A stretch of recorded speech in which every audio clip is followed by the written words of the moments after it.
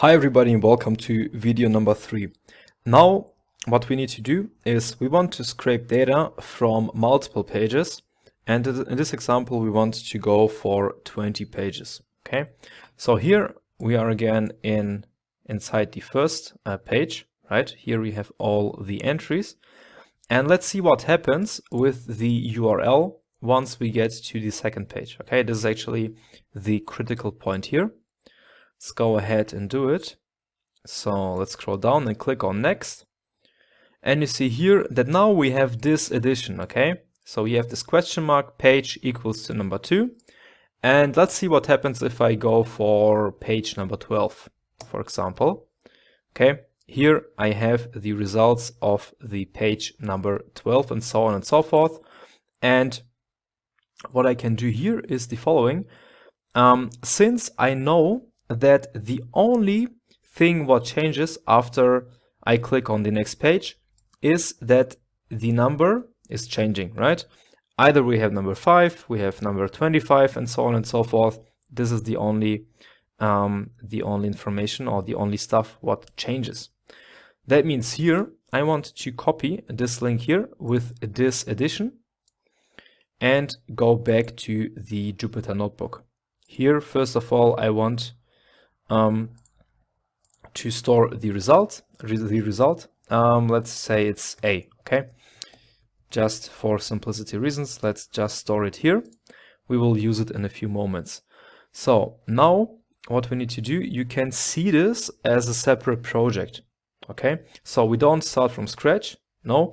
Actually, we can do a lot of copy paste from the previous steps, and we have to do also a few modifications here. Okay, so we will start actually modifying this link here. All right, so let's go ahead and do it. First of all, we have to find the logic. That means we want to get data from 20 pages, and with each and every iteration, we want to change this number. Okay, so what we can do is we can work with the range function. So let's say for I in range, let's say from 1 to 21, okay, I want to print out the iteration variable, which is I in this example. And you see here we have the numbers from 1 to 20, because here 21 is not included, okay?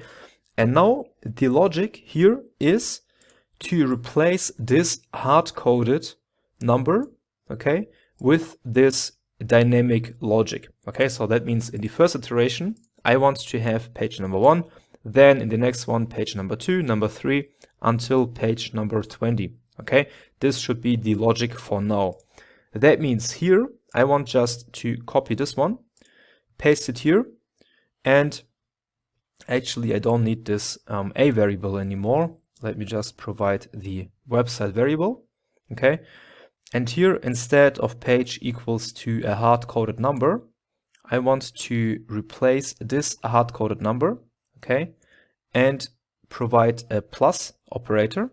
Then we have this I, okay, this is our iteration variable. And since this link is a string, I also have to cast this iteration variable inside a string, okay? So this is right now the logic itself. All right, so let me just delete this one. And now let's proceed here. So what I want to do here in the first step, I need to intend it, because for now this is inside this for loop. Then I want to scroll up and copy the whole empty list collection. Copy this, go back down, and paste it here. Okay, so paste it here right now.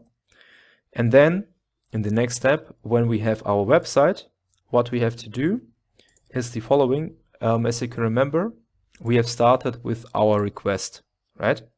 So where is the request? It's here. All right, copy this, go back down, and paste it directly underneath. Okay, here we have the request. It's stored inside the response variable. And now we have to create our soup object. So let's scroll up again. And this is the soup object. copy this one, scroll back down, and paste it here. Afterwards, we have stored the listing inside the results variable. It's this one. Copy that. Scroll all the way down again. Once again. Okay, scroll down and paste it directly underneath. Okay, and now we can actually make use of our for loop when we tried to target the data. Okay, because now we don't just want to have the data from one page, but from multiple pages, but the logic itself is the same. So here, paste it here directly underneath and make sure you indent everything properly. Okay, so this is it.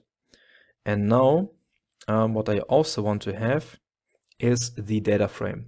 So directly when this whole loop is finished, I want to I want to save the data inside the data frame. So copy this line here, scroll back down and paste it directly here.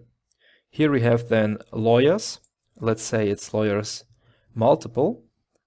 This is our new variable, okay, for this data frame here. Okay, and once the scraping process is over, I want to output the new data frame. Okay, so let's cross our fingers and let's see if this actually works. Okay, so 3, 2, 1, let's go. Okay, now it can take a few moments. You see here it's loading. We have the star, and let's see. Yep, we have to wait a little bit, and I will actually pause the video, and once it's done, I get back to you. Okay, see you soon. Okay, so now the scraping process is over. Let's scroll down, let's take a look. And you see here we have all our information. Okay, so you see here we have 800 rows, which makes sense because in one page we have 40 results, and 40 times 20 pages equals 800. That means this looks totally fine. And now in the next step, what we want to do here is the following. I want to store this result inside the Excel file. That means let's first of all target the data frame and then go for the toExcel function here. And now let's say I want to have a lawyers multiple. Okay, so the last one was lawyer single. Now I want to go for lawyers multiple, XLSX, for our Excel extension. Okay, and the index should be, sorry, once again, let me check how I did it here. Index, okay, with small I, okay. Okay, so index equals to false. All right, let's run the cell and let's open up our file here. It's this one. This was the previous. Now the new one is loading. It's that. And here we have all the information of the 20 lawyers here. Of the 20 pages. Okay, all in all, we have 800 results. This is what we want to achieve, right? If you want to, you can, prettify it a little bit. So do with the data whatever you want to. But for this video, this should be actually it right now. Okay, here we have all our data for 20 pages.